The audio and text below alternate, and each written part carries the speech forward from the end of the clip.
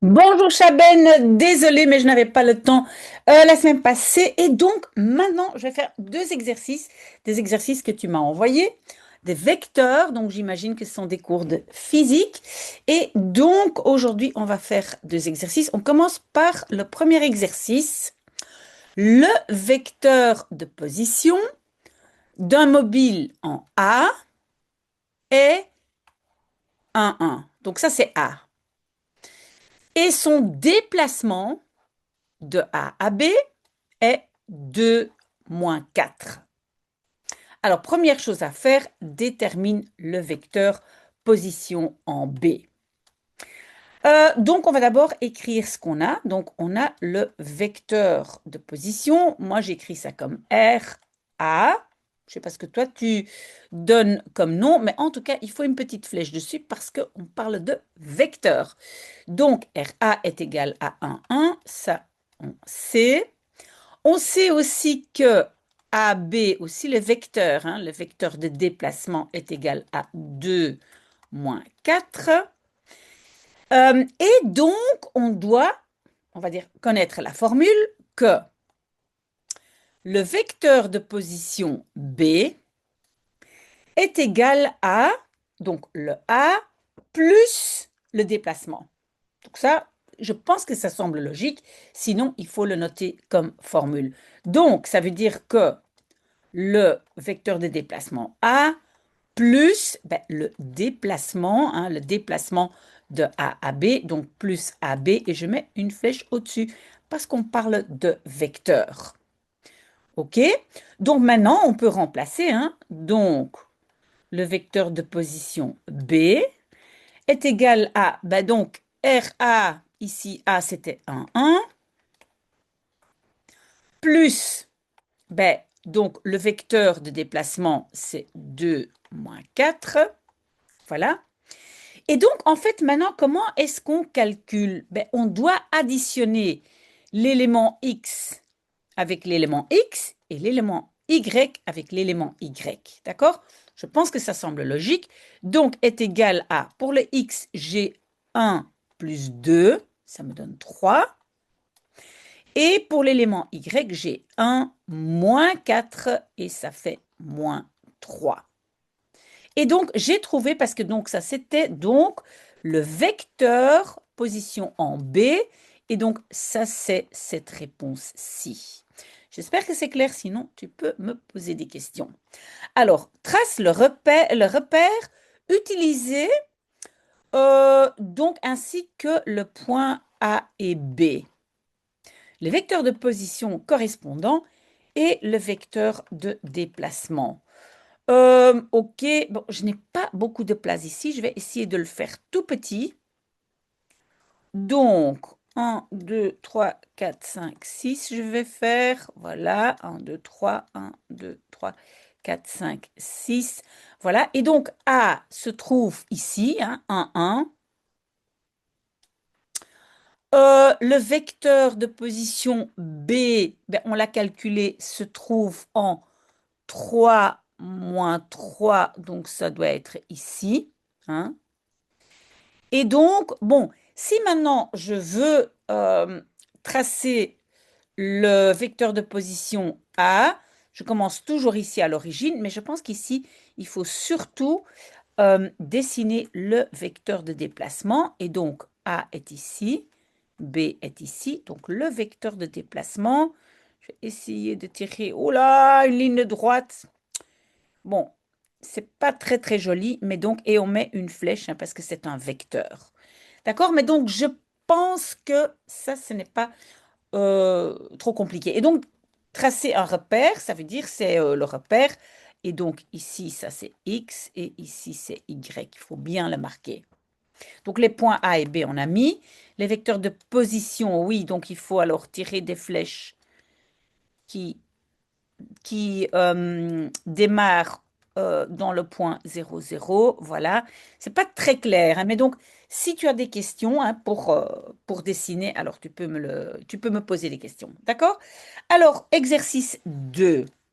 Le vecteur de position d'un point matériel à l'instant, donc j'ai le temps 1 et 3 secondes.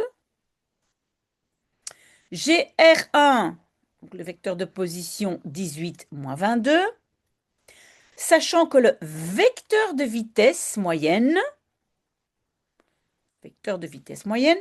entre T1 et T2, donc entre 3 et 8 secondes, vaut, donc ça ici, est le vecteur de vitesse. Et donc, vitesse moyenne, et normalement, on l'écrit comme ça. Ça va? Et donc, maintenant, on doit trouver le vecteur position R2. Donc, maintenant, évidemment, c'est important de connaître, on va dire, la petite formule de vecteur de vitesse moyenne. Et donc, c'est le déplacement, donc R2 moins R1, hein, le déplacement entre les deux, hein, divisé par la différence de temps. Donc, j'enlève, on va dire, le deuxième temps. Pardon, qu'est-ce que j'ai mis là? C'est un 1 ici. Hein.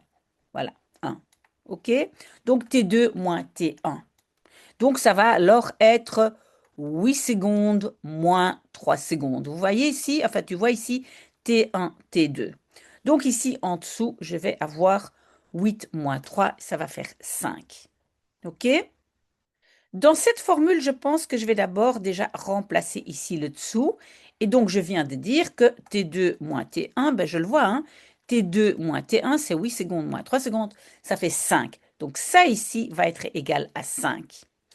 Et le 5, il est en dessous dans la fraction, je vais le mettre là devant. Donc, ça va donner quoi?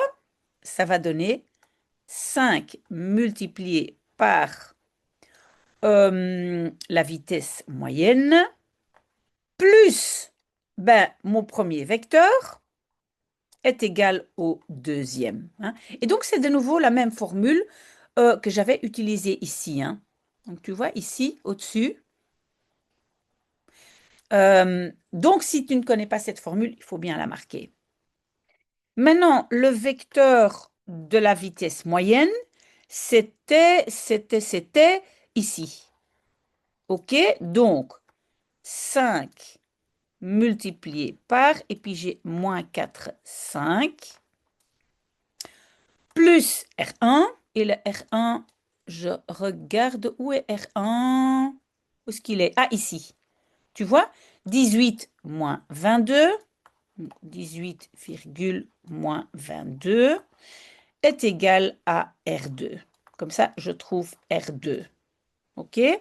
Maintenant, évidemment, ici, hein, je vais faire la distributivité hein, parce que je dois multiplier l'élément X et l'élément Y. Donc, ici, j'ai alors 4 multiplié par moins 4, pardon, 5 multiplié par moins 4 est moins 20.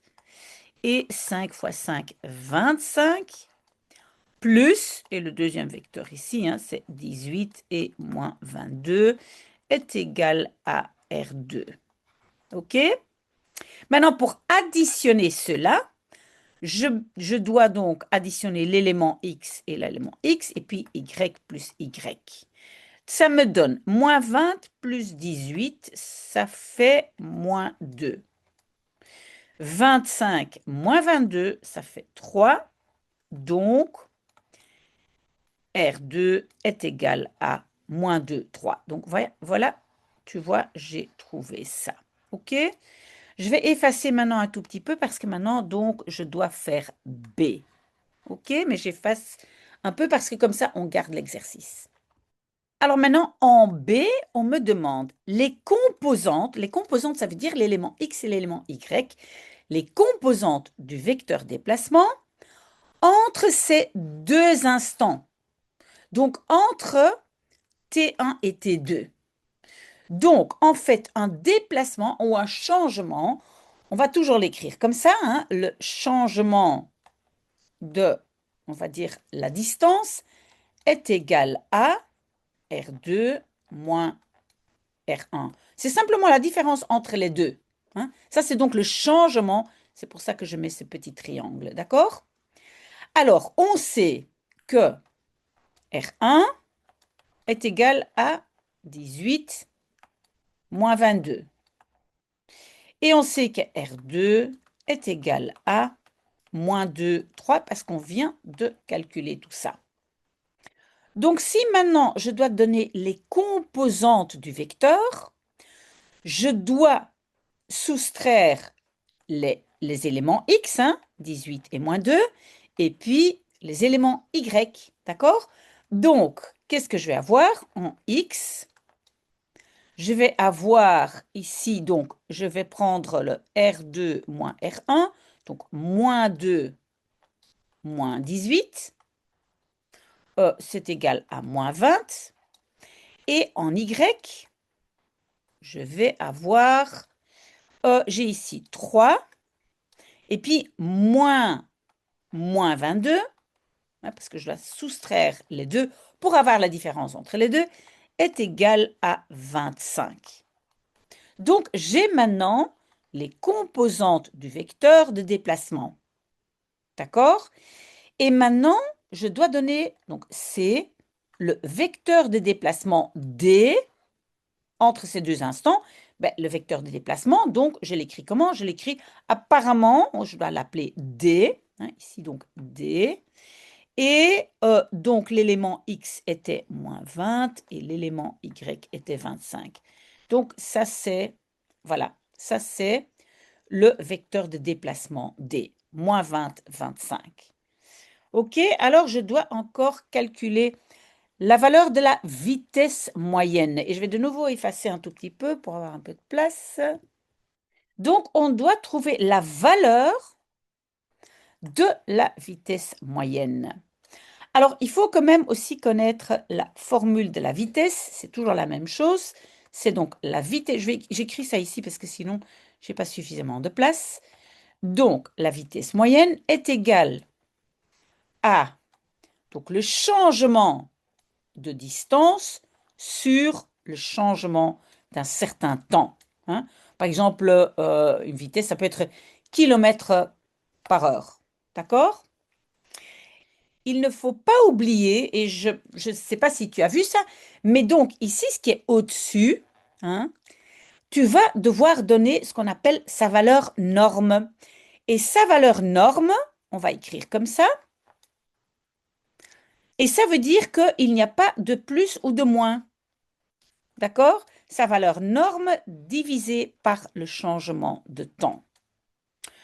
Donc maintenant, on va calculer, on va dire le changement de distance. Donc, on savait que, oula, ça c'est un triangle, le changement de la distance était donné par, non, c'était moins 20, 25. C'est ça parce que j'ai tout effacé. Oui, c'était moins 20, 25. Et comment je vais maintenant calculer la valeur, sa valeur norme? Attention, attention. Donc, ça se calcule comme ça. D'abord, je l'écris comme ça. Est égal à l'élément x au carré plus l'élément y au carré et la racine carrée de ces deux-là, de l'addition de ces deux-là. Ça, il faut savoir aussi. C'est comme ça qu'on calcule la valeur norme, d'accord? Quand je calcule ici, j'ai 400. En fait, G alors est égal à la racine carrée de 1025 est égal à, si on fait le calcul, c'est plus ou moins 32, je pense que c'était 0,156. Voilà. Donc, ça, c'est la valeur de le dessus de ma fraction. Maintenant, je dois diviser par le changement de temps. Et le changement de temps, je sais, c'est entre 3 et 8 secondes. Et entre les deux, il y a 5 secondes. Donc, je dois diviser les 32, etc., par 5. Donc, je vais encore une fois l'écrire. Donc, ça ici, ça va donner quoi? Au-dessus, j'ai 32,0156 divisé par 5, et 5 est donc le changement de temps entre les 3 et les 8 secondes, d'accord? divisé par 5. Et moi, j'avais calculé que c'est 6,403 unités, hein, par seconde.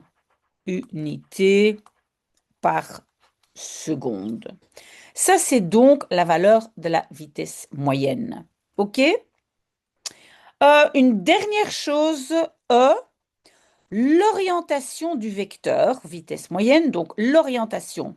Hein, où est-ce qu'il se trouve? C'est quel? Et donc, normalement, on exprime ça, on donne un angle par rapport à l'axe X. D'accord? Mais je vais d'abord effacer encore mes notes ici. Et donc, on va encore noter une petite formule. Hein. Donc, l'angle, on le représente comme ça, c'est une lettre Y, est égal à, et donc tu dois connaître ces formules, il faut les noter quelque part, Echaben. Donc, l'arc-tangente de, donc l'élément de la vitesse Y divisé par l'élément X de la vitesse moyenne. OK? C'est comme ça c'est la formule qu'il faut savoir. Alors donc, rappelle-toi que la vitesse moyenne était égale à moins 4,5. OK? Donc, l'élément X est 4 et l'élément Y est 5. Maintenant, avant de faire le calcul, et ça c'est très très important, je dois regarder dans quel cadran l'angle va se trouver. Et si je dessine ici, hein, mon repère, alors, donc, l'élément X est moins 4, donc va se trouver de ce côté-ci quelque part. Et l'élément Y est positif, hein, est 5, donc va se trouver, on va dire, ici quelque part. Ça veut dire que l'angle va se trouver dans le deuxième cadran. Donc, il va se trouver quelque part là. Pas oublier. Mais donc, le calcul se fait comment? Oui, en fait, je pense qu'on ne met pas de G ici. Hein, arc-tangente. Donc, est égal à l'arc-tangente de, je prends l'élément Y de la vitesse, 5, divisé par l'élément X, et c'est moins 4. Et si je fais le calcul, hein, je peux calculer ça, j'obtiens est égal à moins 51,34 degrés. Mais si je vais, cet angle, si je vais le dessiner moins, donc moins, c'est dans ce sens-ci. Donc ça veut dire que, si ça c'est un angle de 90, ben, il va se trouver, on va dire, ici.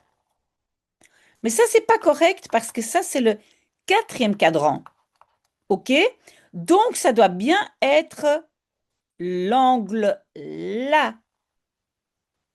Et quel est l'angle qui correspond à moins 51, etc. Ben, c'est l'angle, et moi je l'ai calculé, je vais l'écrire ici, est égal à 128,66. Oui, donc c'est 180 plus loin. OK? Degrés. Donc, ça, c'est l'angle. J'espère que jusqu'ici, ça va, Chaben. S'il y a des questions, n'hésite pas. Je sais que ce n'est pas évident. Et si tu veux que je continue, ben, je ferai aussi d'autres exercices. Mais je fais un petit peu à la fois parce que j'ai beaucoup de demandes. Voilà.